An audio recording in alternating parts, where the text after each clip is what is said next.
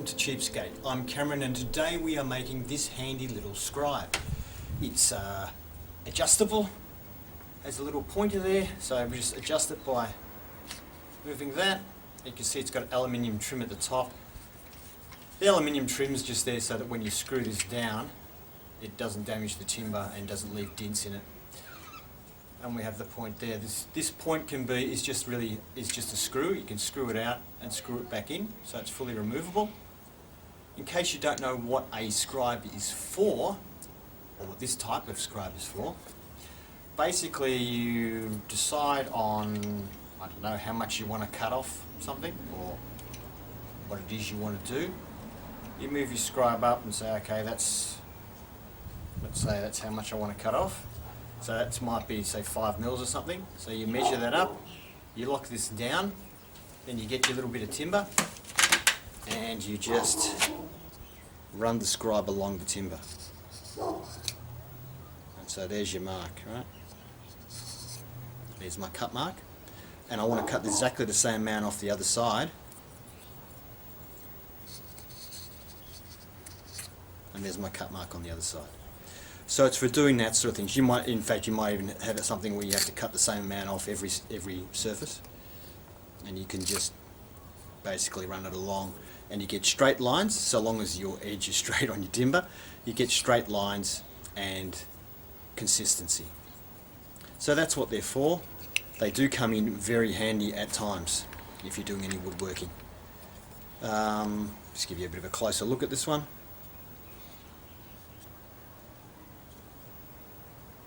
So that is what we're going to make today. Hello. So I have a piece of reclaimed timber. It's badly burnt, as you can see, because I ran it through my bandsaw and it doesn't like thick pieces of hard timber. Anyway, it's not flat, and I've sanded that side and got that side pretty flat. Now I need to get the other side flat and square it up. It's not square at the moment. So this is actually 2 pieces of reclaimed timber stuck together because the reclaimed timber was full of nails and I couldn't get a good single piece. So I've got a sanding beam here, and as you can see it's got a couple of bits of masking tape with a roll of sandpaper super glued onto the tape. And the reason I have the tape running down the sides and not like completely covering the underneath is because I want the sides to be higher than the middle. That's because I don't have any fancy equipment for flattening timber. Like I don't have one of those machines. As you can see here, there's a stripe of brown now right on the edge, which is over that bit of tape. So what the tape does is, if I want to sand one side more aggressively than the other side, I run the side I want to sand more aggressively over the tape, and that sands it back more. As you can see just there, the black's still mostly there, but the other side it's mostly gone. And that's how I square things up, by sanding one side more than the other side. Now if I want to sand one side particularly more, I put one side on the paper and the other side, as you can see I'm showing with my finger there, the other side's off the paper altogether. The top of this timber, this is plywood, but it's a high quality plywood that has like a semi-gloss coating on it that stuff can just slide on. So we've sanded that side, but if you have a look, I'll show you the ends in a second. You can see that the sanded side is actually still much thicker than the black sort of side. So I still have a fair bit more sanding to do there. So I speed up. And I keep checking every now and then to see if it's flat and making adjustments to my sanding. I am wearing a dust mask as well. As you can see there, I can't actually remember. When I bought the timber, these timber posts, the guy did tell me what the timber was, but I can't remember what he said. But I think the post is about 100 years old. The timber is very dry and very hard. It's also fairly brittle, as we'll see soon. So I'm looking here, it's sanded now and square except for the end grain. I'm just noting there the direction of the grain. And what I like to do is sand in the direction of the grain, because that seems to give the best finish. Now I don't know if that's a thing or not in woodworking. If you know, if you're watching this and you have a bit more experience than me, because I don't have much, if you could let me know if that's, do you actually get a better finish if you sand in line with the grain? That's what I seem to be discovering just through trial and error. But if it doesn't make any difference, could you let me know? Because I'll do it any old way, then it'll be a bit easier.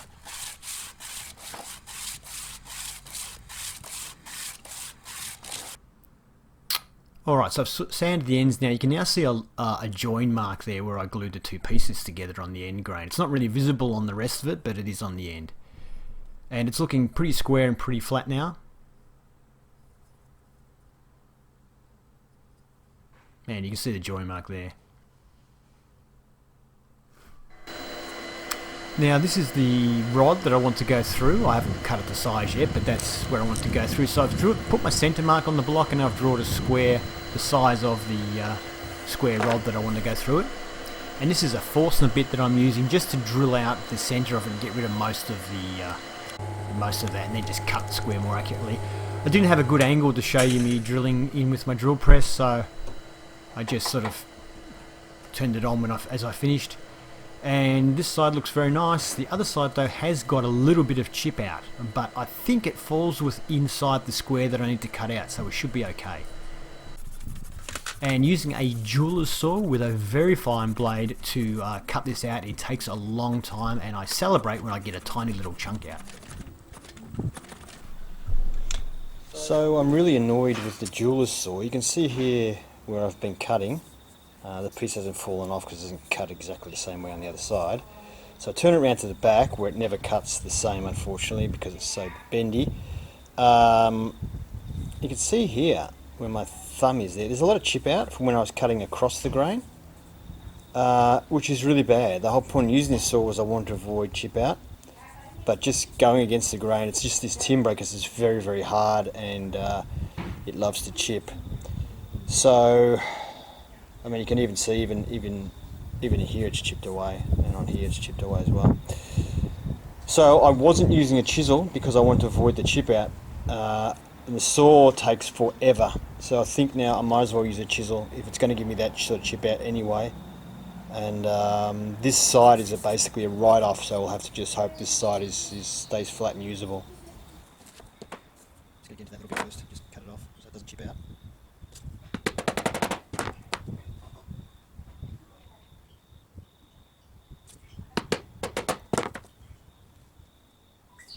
Should hopefully prevent him.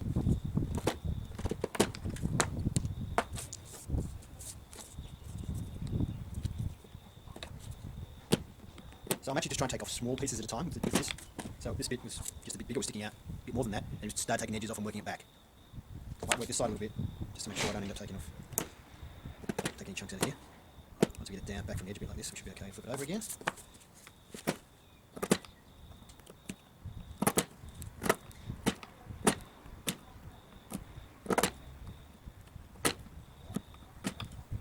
You can see it's coming along.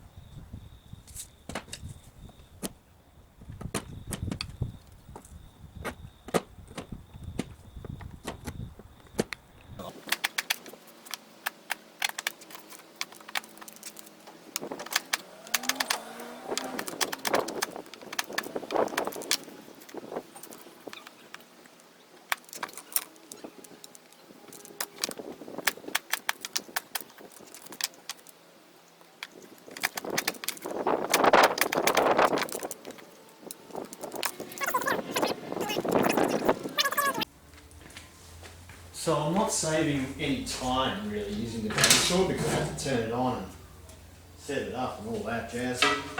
But what I am doing with the bandsaw is essentially avoiding chip out.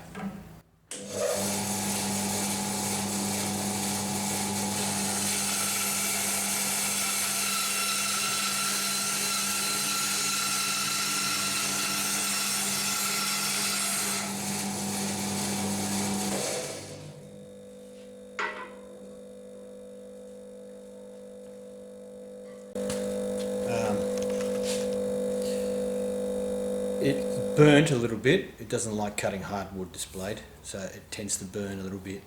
But you can see the cut's very smooth and there's no chip out, and I would have probably got a little bit chipping out with the thicker saw. So now that I have the piece I want to use, I can just give it a light sand using a cork sanding block, so it's fairly rigid. I don't really want to take the edges off. I just want to keep it reasonably flat. Just give it a rough sand. I just don't want to. Just want to get any rough bits off, make it smooth without taking too much off because it fits fairly well now. This is a 120 grit sandpaper, so.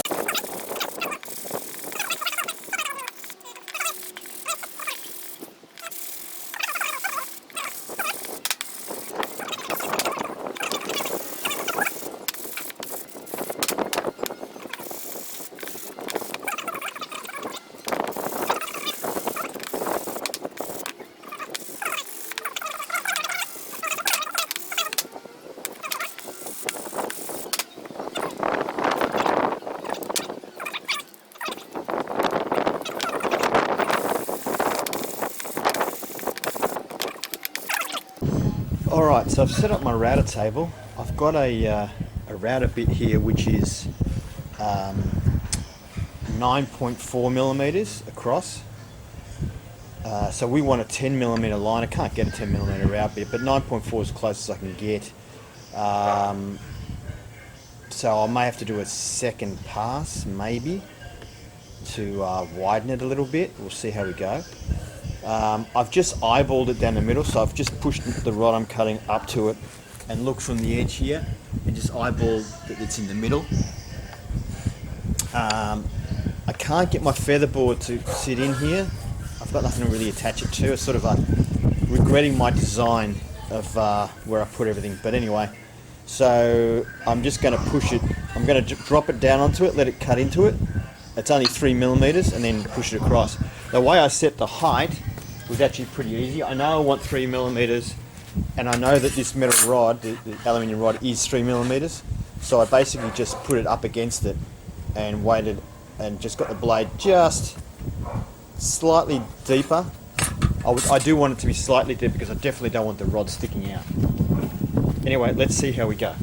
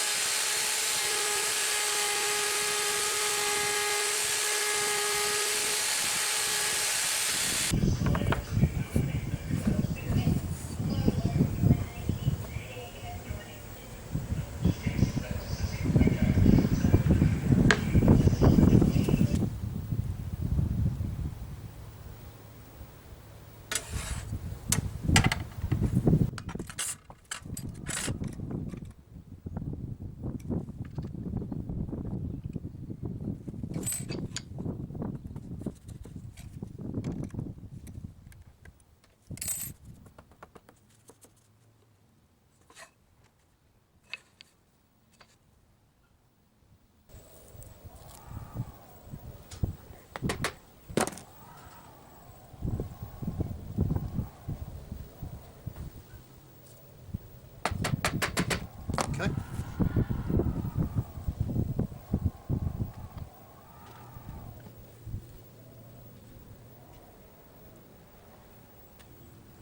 Not really trying to cut that off. I'm just making sure that it's not bad, huh? That's not that. Oh, where's it gone? It's not a bad fit. I'm reasonably happy with that. Sorry, I turned the video on late. I literally just went with the 10 millimeter. I went bang with a hammer, and then bang, bang, same as the last time, and then half of it just fell out and I did that. So now it's just a matter of getting the last bits out. I'm not using very much pressure. This chisel is pretty sharp. The same thing happened to me last time. The exact same thing's happening here. I've got a little slither on the edge here, which means I think when I did my initial hit I was slightly over that way. Wasn't quite 100% centered. So I'm being really cautious when I'm pushing this. I don't want it to cut too far. Mainly I don't want to slip and go into this is what I'm saying. There you go. So that's not too bad. That should look fine once it's in.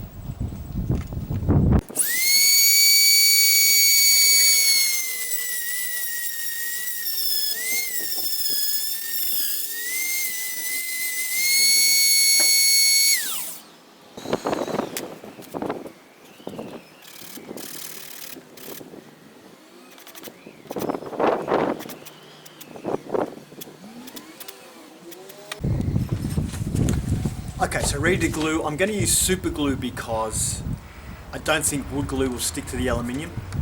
I've roughed up this surface a little bit with some sandpaper just to keep it rough, to give it something, the glue to something to grip to. So I'm going to put some super glue in here, spray this with accelerant so it dries quicker, push it in, and we should be done. Let's hope.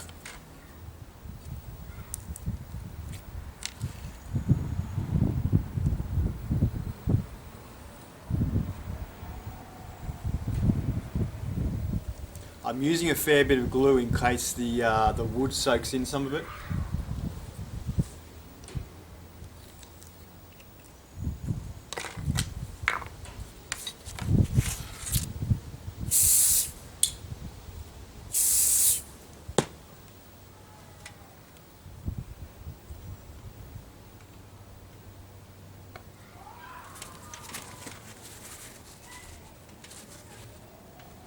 You are kidding me, right?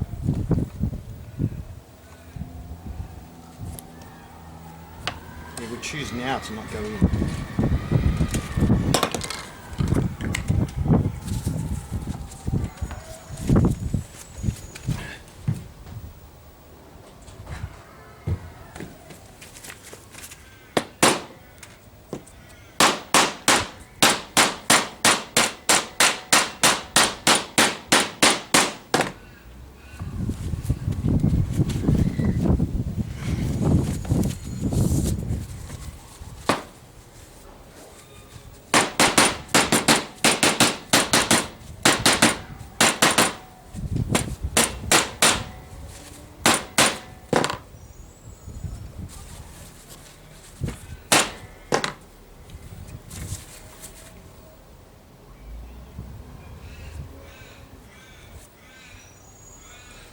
Well, that didn't go according to plan.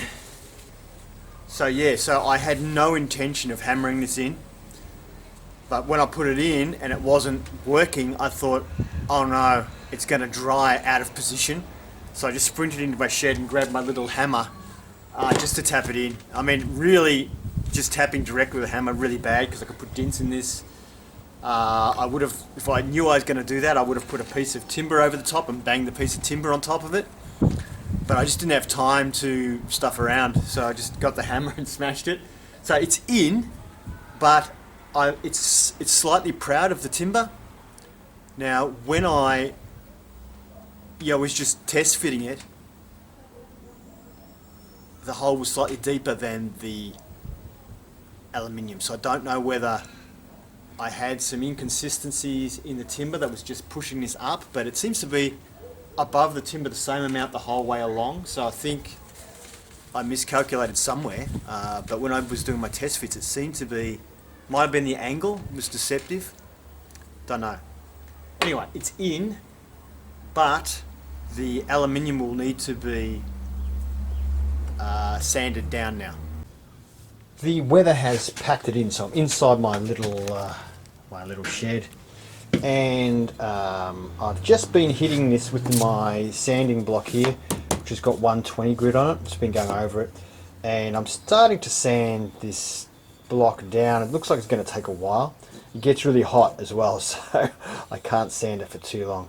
Then once I finish sanding with that, I plan to go on and use this paper here, which is 240 grit. I was at the hardware store this morning and I grabbed a little bit of, well, bigger than this, but I cut pieces off. A little bit of 800 grit sandpaper and a little bit of 1200 grit sandpaper, just to see if I could make the aluminium sort of more polished. See how we.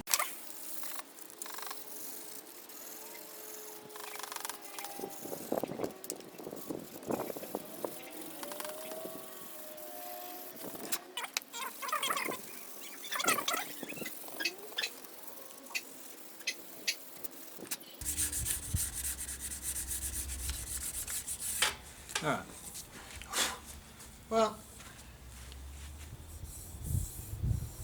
I guess it feels smooth. I can say that much for it. But yeah, it's definitely discoloured the timber. You can see even where I'm touching it. it's getting into the pores of the timber. So I'm going to have to give this a good clean. Before you ask, no, I'm not sponsored by Sally's. I bought some sugar soap today at the hardware store as well because my daughter's painting her room at the moment and it's good to wipe down the walls with sugar soap. But I thought maybe it'll help to get stuff out of the pores. It might be a total disaster, I don't know, but I'm going to try it. Sugar soap should be reasonably harmless and you can definitely paint straight onto it. You don't even have to wipe it off technically, but is that going to work? Well, I can't get this pump to work. There we go. Well, okay. You can see that's where I haven't wiped it. Everywhere else I wiped it. It gets it out pretty quick. That was like just a couple of wipes. So, well, sugar soap seems to work. Although, you know, it is wetting it a fair bit. So, okay, so I'm just going to sand this to get the pencil off, and give everything else a light sand before I give it a seal. Just put some sealant, polyurethane on it. This is 120 grit.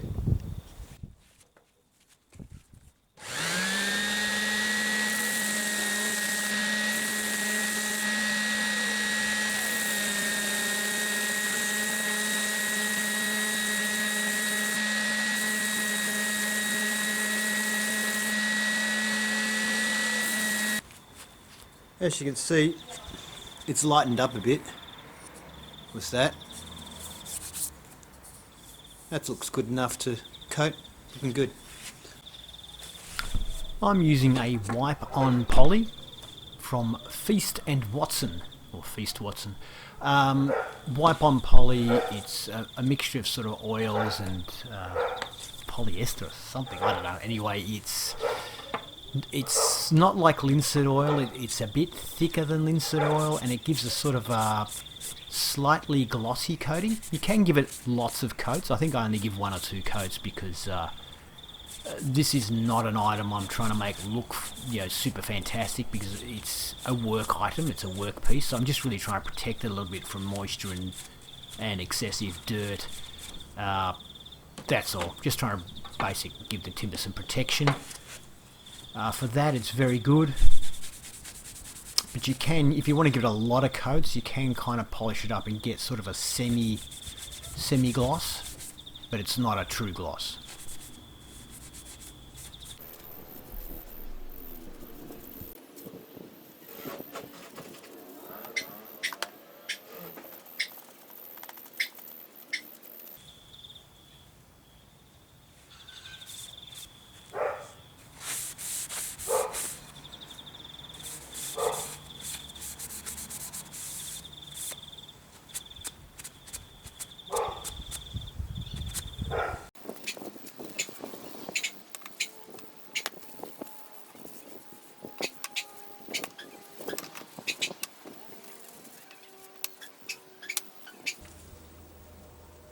Okay.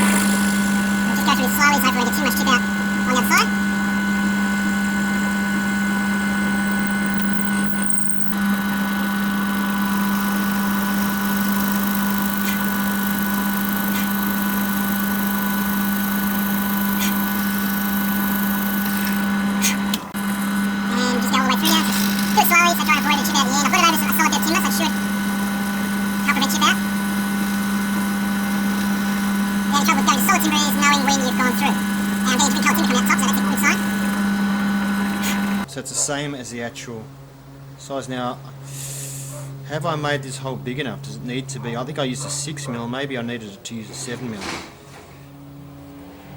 Being hardwood,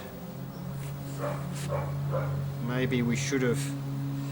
I'm going to just keep going a little bit, but I might actually have to change. Oh no, it's going in easily now, so okay.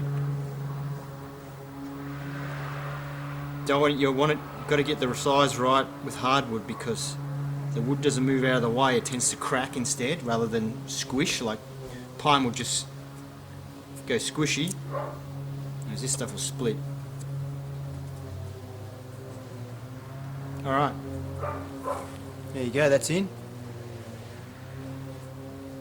So I'll just show this for demonstration purposes. I have to sharpen this first, but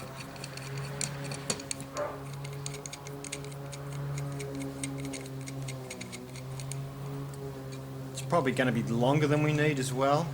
So at the moment you can see this particular bolt doesn't look good on there because it's countersunk. But once we get a dome shape one there, it'll look pretty good, I think. Try and keep this nice and flat and even with the timber, so I don't want to go at an angle. So it's pretty hard to turn right now. You could use a screwdriver with a hex fitting on it that would make this short work, but I don't want to risk splitting the timber since if it was my 10th one, no problem, but it's my first one, so I don't want to risk. With power tools, it's a bit hard to tell what's happening until it's too late. For me, anyway. Alright. That's in now, so we can see that one sitting there. And that's how it looks from the side. If you this looks like maybe it's high tensile steel with the colouring of it. I guess if you were using brass with this, it would look pretty good. I've got stainless steel bolts.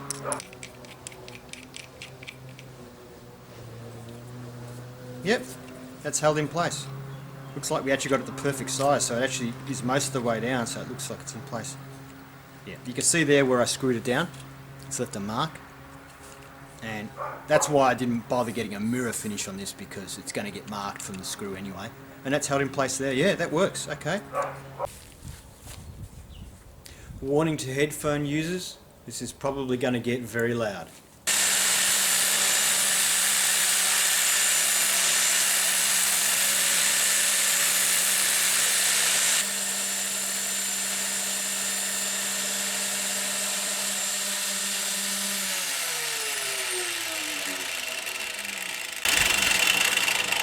So I intend to go the rest of the way with some sandpaper. It's actually probably sharp enough already, but might as well give it a bit of a sand. I had these 2 bits of timber in the vice grips, just so the vice grips wouldn't damage the thread.